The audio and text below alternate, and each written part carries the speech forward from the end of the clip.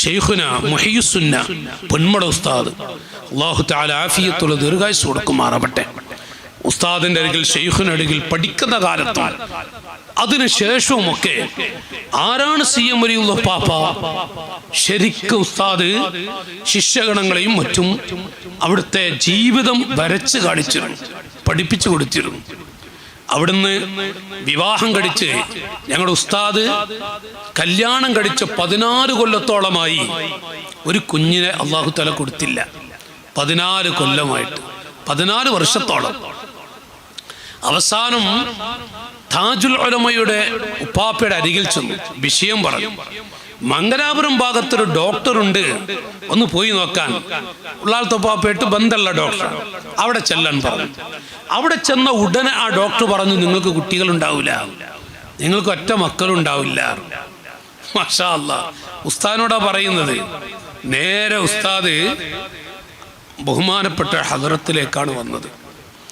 മൽജ, പാവങ്ങളുടെ അത്താണിയാണ് ഷെയ്ഖുന ഖുത്ബുൽ ആലം CM വലിയുല്ലാഹ് ഖദ്ദസല്ലാഹു സിർറഹുൽ അസീം. മൽജ ആണ്, പാവങ്ങളുടെ മൽജ ആണ്, ഉലമാഇന്റെ മൽജ ആണ്. സുന്നത്ത് ജമാഅത്തിന്റെ എല്ലാവരുടെയും കേന്ദ്രം. അപ്പോൾ ബഹുമാനപ്പെട്ട മുഹീസുന്ന പൊന്മള ഉസ്താദ് ഷെയ്ഖുന നേരെ വന്നത് ബഹുമാനപ്പെട്ട അരികിലാണ്. അന്ന് മൂപ്പന്റെ വീട്ടിൽ താമസിക്കുന്ന കാലം. നേരെ വന്നു. ഉസ്താദ് വിഷയം പറഞ്ഞതും കുട്ടികൾ ഉണ്ടാവില്ല എന്ന് ഡോക്ടർ പറഞ്ഞിട്ടുണ്ട്. ആര് പറഞ്ഞു? ഞങ്ങൾക്ക് 2 മക്കളുണ്ടാവും, 2 കുട്ടികൾ. ഇന്നും ഷെയ്ഖുന ജീവിച്ചിരിപ്പുണ്ടല്ലോ. അല്ലാഹു തആല പൊന്മള ഉസ്താദിന് ഷെയ്ഖുനയുടെ ഹക്ക് കൊണ്ട് ബറക്കത്ത് കൊണ്ട് ആഫിയത്തും ദീർഘായുസ്സും കൊടുക്കുമാറാവട്ടെ. ഉപ്പാപ്പയുടെ ബറക്കത്ത് കൊണ്ട് അവിടുത്തെ എല്ലാ രോഗവും അല്ലാഹു ശിഫയാക്കി കൊടുക്കുമാറാവട്ടെ. പ്രിയപ്പെട്ട സഹോദരങ്ങളെ, സഹോദരിമാരെ, പൊന്മള ഉസ്താദിന്റെ മുഖത്ത് നോക്കിയിട്ട് ഉപ്പാപ്പ പറഞ്ഞ വാക്കാണ്. ആര് പറഞ്ഞു? 2 മക്കളുണ്ടാവും. ഷെയ്ഖുനാക്ക് 2 കുട്ടികളുണ്ടായി. പിന്നെ മക്കൾ ഇതുവരെ ഉണ്ടായിട്ടില്ല. 2 മക്കൾ ഉണ്ടായിട്ടുണ്ട്. വലിയ പാണ്ഡിത്യത്തിന്റെ നിറകുടമാണ് പൊന്മള ഉസ്താദ്. ഞാൻ പറയേണ്ടതില്ല, ആലിമീങ്ങൾക്കൊക്കെ അറിയാം. അവിടുന്ന് ഒരിക്കൽ ഒരു വിസ അങ്ങനെ ഉണ്ടല്ലോ, അതൊരു ഓരോ ഘട്ടല്ലേ. അപ്പൊ ഷെയ്ഖുനാക്കാരോ വിസ കൊടുക്കാന്ന് പറഞ്ഞു. അപ്പൊ ചിലപ്പോ ചില ഉസ്താദ്മാർക്കൊക്കെ, ചിലപ്പോ ഫാദിൽ ഉസ്താദൊക്കെ, മുസ്തഫ ഫാദിൽ ഉസ്താദൊക്കെ അങ്ങനെ ചിലപ്പോൾ താല്പര്യം വരും. അത് ഒരു സഭയാണ്. അത് ഗൾഫിൽ പോയാൽ തെറ്റില്ല അതൊക്കെ. അപ്പൊ എന്ത് ചെയ്തു വെച്ചാല്, പിന്നെ ഷെയ്ഖുനാക്കൊരു തോന്നല്, ഗൾഫിലൊന്ന് പോയാലോ, ഇത്രയും വലിയൊരു മുത്തേ, പാണ്ഡിത്യത്തിന്റെ നിറകുടം, ഗൾഫ് പോയാലോ എന്നൊരു തോന്നല്. അങ്ങനെ എന്നാ ചോദിച്ചു വെക്ക ഉപ്പാപ്പയോട്, എന്താ പറയണ വെക്ക. ചെന്ന ഉടനെ ഉപ്പാപ്പ പറഞ്ഞ്, നന്നായി ദർസ് നടത്തിക്കൊള്ളിന്ന്, എവിടെയും പോകണ്ട, നന്നായി ദർസ് നടത്താം, ഇനി പോകാന്ന്. വേറൊന്നുമില്ല. ആരാണെന്നുള്ളത് ശരിക്ക് ഉസ്താദുമാരുടെ കൽബിൽ അങ്ങ് പതിയാണ് ഉപ്പാപ്പാരാന്നുള്ളത്. മാഷാ അല്ലാഹ്. ഞാൻ ദർസ് തുടങ്ങിയ ആദ്യകാലത്ത് അള്ളാഹുവിന്റെ തൗഫീഖ് കൊണ്ട് അന്നെൻ്റെ ഉസ്താദിന്റെ കൂടെ, അന്നത്തെ ഉസ്താദിന്റെ കൂടെ അവിടുത്തെ ഹദ്റത്തിൽ വന്ന് 3-4 പ്രാവശ്യം മുഖം കാണാൻ ഭാഗ്യം ലഭിച്ചിട്ടുണ്ട്. അല്ലാഹു തആല ആ ബർക്കത്ത് കൊണ്ട് നമുക്കൊക്കെ നാഫിയ ഇൽമു നൽകുമാറാവട്ടെ. അല്ലാഹു നാഫിയ ഇൽമു നൽകുമാറാവട്ടെ. ആരെയും വെറുപ്പിക്കാത്ത ഒരു ഹൃദയം അല്ലാഹു നമുക്ക് നൽകുമാറാവട്ടെ. അന്ന് ഉസ്താദ് വലിയൊരു അജബ്, ഇടക്കിടക്ക് വരും.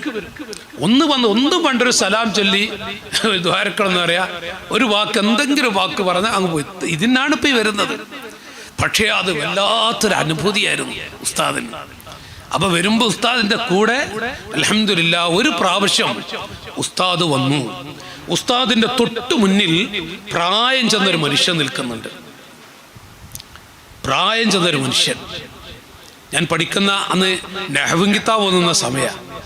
അപ്പൊ പ്രായം ചെന്ന മനുഷ്യൻ ഉസ്താദിന്റെ മുന്നിലുണ്ട്. അപ്പൊ വന്നിട്ടുള്ളത് എന്തിനാണ്? അയാളും അദ്ദേഹത്തിന്റെ ഭാര്യയുണ്ട്, ഭാര്യ പുറത്ത് നിൽക്കുന്നുണ്ട്. വയസ്സായ ഉമ്മ.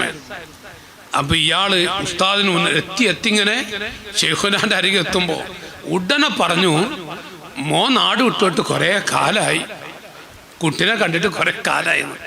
അപ്പൊ ഉടനെ ഉപ്പാപ്പ പറഞ്ഞു, കാണും കുളിപ്പിച്ചു കൊണ്ടുപോവാ, കാണും കുളിപ്പിച്ചു കൊണ്ടുപോവാ. പക്ഷെ ഈ നാടൻ വയസ്സായ ആളല്ലേ, ആള് പോണില്ല. അപ്പൊ എല്ലാരും കൂടി പോയിക്കോളി എന്ന് പറഞ്ഞു വിട്ടു. അതിന് ഉസ്താദ് മാഷാ അല്ലാഹ് ദ്വാരിപ്പിച്ചു. അങ്ങനെ അവിടെ നിന്ന് ഇറങ്ങി നടക്കുകയാണ്. അന്ന് അങ്ങനത്തെ ഒരു കാലാണ് ഉസ്താദ്. അന്ന് ഓട്ടോറിക്ഷ വിളിച്ചു പോകേണ്ട, അത് നടക്കുക. 30 ദിവസം ഉണ്ടെങ്കിലേ നടന്നൂടെ, അതിന് ചായ അടിച്ചുകൂടെ എന്നുള്ള സഖാവസ്ഥ അന്നത്തെ കാലം അങ്ങനല്ലേ. അപ്പോ ഉസ്താദ് നടക്കുകയാണ്. അപ്പൊ ആ സമിതി ഈ വയസ്സായ വ്യക്തിയും ആളെ ഭാര്യയും അവരിങ്ങനെ നടക്കുക. അപ്പൊ ഈ തള്ള ചോദിക്കുന്നുണ്ട്, എന്താ പറഞ്ഞത്? അപ്പൊ കാണും കുളിപ്പിച്ചു കൊണ്ടുപോവാന്നൊക്കെ പറഞ്ഞു എന്നൊക്കെ പറയേണ്ടത്. അങ്ങനെ നടക്കുമ്പോ ഈ നടത്തത്തിൻ്റെ ഇടയിൽ, നടത്തത്തിന് ഇടതുഭാഗത്ത് ഒരു ആകെ തൊപ്പറ, മൊത്തം ചെടകുത്തിയ മുടിയും നഖം വെട്ടിയിട്ടിലൊന്നുമില്ല ഒരു ചെറുപ്പക്കാരൻ ആ ഒരു ഭാഗത്ത് ഇങ്ങനെ ഇരിക്കുന്നുണ്ട്. കാണുന്ന ആളുകളൊക്കെ ചോദിക്കും, കാക്ക കാക്ക 10 പൈസ തരുമോ? തള്ളാരെ കണ്ട ഉമ്മാമ്മ 10 പൈസ തരുമോ? ഉമ്മാമ്മ 10 പൈസ തരും. അപ്പൊ ഈ വയസ്സായ ആളോട് കാക്ക കാക്ക 10 പൈസ തരുമോന്ന് ചോദിക്കുന്നുണ്ട്. സ്വന്തം മോനാട്ടെ ഈ ചോദിക്കണത്. അപ്പോ ഉപ്പാക്ക് അറിയില്ലേ, വാപ്പയും ഉമ്മയും തമ്മിലെ വ്യത്യാസം അതാ. അപ്പൊ ഈ ഉമ്മാന്റെ മുഖത്തിട്ട് ഉമ്മാമ്മ 10 പൈസ ചോദിച്ചു. ഉമ്മാന്ന് വിളിച്ചപ്പോ പെറ്റ ഉമ്മല്ലേ, ആ ഉമ്മാക്ക് മക്കളെ ഏത് കാലത്താണെങ്കിലും ശരി, എത്ര കാലം നമ്മളൊരു 10-25 കൊല്ലം വിട്ടുവരിഞ്ഞാലും നമ്മളെ ഉമ്മാക്ക് നമ്മളെ ശബ്ദം അത് മറക്കാൻ കഴിയൂല. പാവങ്ങളാണ് ഉമ്മയും ബാപ്പി. അപ്പൊ ഉമ്മാമ്മ 10 പൈസ ചോദിച്ചപ്പോ ആ ഉമ്മ നോക്കിയതും പൊന്നു മോനാണ്. ആ മോനൊരു അടച്ചു കൂട്ടൽ. ഉസ്താദ് വഫാത്ത് വരാ ആ രംഗം അത് വല്ലാതെ ഇങ്ങനെ കോരിത്തെരിപ്പിക്കുമത്തിൽ പറയാറുണ്ട്. നിങ്ങൾ ആലോചിച്ച് നോക്കി, കാണും കുളിപ്പിച്ചു കൊണ്ടുവന്നല്ലേ, അതൊരു ദിവസമായിട്ടില്ല, ആ സമയത്ത് തന്നെ കാണിച്ചു കൊടുക്കുകയാണ്. അപ്പൊ ഞാൻ പറയുന്നത്, ശൈഖുന ഖുതുബുൽ ആലം സിയം പാപ്പ ഖദ്ദസല്ലാഹു സിർറഹുൽ അസീസ് ഇന്ന് ഈ കാണുന്ന സുന്നത്ത് ജമാഅത്തിന്റെ വെളിച്ചത്തിന്റെ കേന്ദ്രമാണ്. ഞാനിപ്പോൾ വിവരിക്കുന്നില്ല.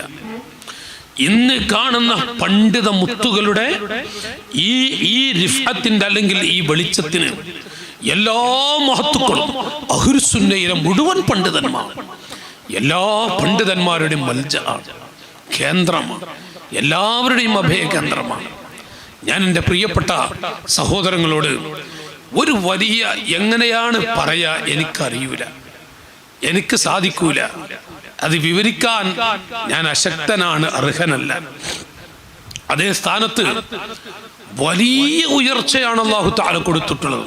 അതിൻ്റെ ഏറ്റവും വലുത് ഞാൻ എൻ്റെ ഉസ്താദുമാരിൽ നിന്ന്, അതുപോലെ തന്നെ അവിടുത്തെ മുഹിബ്ബീങ്ങളായ ഉസ്താദുമാരിൽ നിന്ന് കേട്ടുപിടിച്ചത്, അവിടുത്തെ ഹൃദയത്തിൽ മുഹമ്മദുർ റസൂലുള്ളാഹി സ്വല്ലല്ലാഹു അലൈഹി വസല്ലം റസൂലുള്ള സുന്നത്തായ ഒരു ചെറിയ കാര്യം കൽപ്പിച്ചുവെങ്കിൽ അതെല്ലാം ജീവിതത്തിൽ ഒന്നും ഒഴിവാക്കൂല. ഒരു സുന്നത്ത് നോമ്പാവട്ടെ, വധു നമ്മൾ പെട്ടെന്ന് അർജന്റ് കുട്ടി വധു എടുത്തു പോവില്ലേ, അതെല്ലാം ആ വധുവിൻ്റെ താമായ രൂപത്തിൽ തന്നെ. വധു എടുക്കുന്നത് പ്രവൃത്തിയാലാവട്ടെ കൗലം നിലക്കാവട്ടെ, എല്ലാം ഒരു സുന്നത്ത് നിസ്കരിക്കുന്നത് ഞാൻ പറഞ്ഞല്ലോ, എല്ലാം അതിൻ്റെ പരിപൂർണ രൂപത്തിൽ. അവിടുന്ന് ഓരോന്നും മാത്രമല്ല, അവിടുന്ന് സുഹുദുമായി മാഷെല്ലാം ത്യജിച്ച് നടന്ന ആ സമയത്തെക്കുറിച്ച് മഹത്തുക്കൾ പറഞ്ഞത് കേട്ടിട്ടുണ്ട്. പക്ഷെ അന്ന് ഖൽബിലുണ്ടായിരുന്നത് മദീന, ഹബീബായ മുഹമ്മദുർ റസൂലുള്ളാഹി സ്വല്ലല്ലാഹു അലൈഹി റസൂലുള്ളയും അവിടുന്ന് കിടക്കുന്ന മദീന പൂന്തോപ്പ്, അത് വല്ലാതെ ശൈഖുനയുടെ ഖൽബിൽ പതിഞ്ഞിരുന്ന കാഴ്ച. പഠിക്കുന്ന കാലത്ത് മദീനയുമായി ബന്ധപ്പെട്ട അവസ്ഥകൾ അത് പറയുന്നതും അതുമായുള്ള ഒരു പ്രത്യേകമായ ഇഷ്ക് അത് വിവരിക്കുന്നത് ഉസ്താദുമാർ പഠിപ്പിച്ചത് കേട്ടിട്ടുണ്ട്. അതുകൊണ്ട് തന്നെ ഈ ഏത് മഹത്തുക്കളുടെയും ഉയർച്ചയുടെ സബബ് അല്ലെങ്കിൽ എല്ലാം അത് മുഹമ്മദുർ റസൂലുള്ളാഹി സ്വല്ലല്ലാഹു അലൈഹി വസല്ലം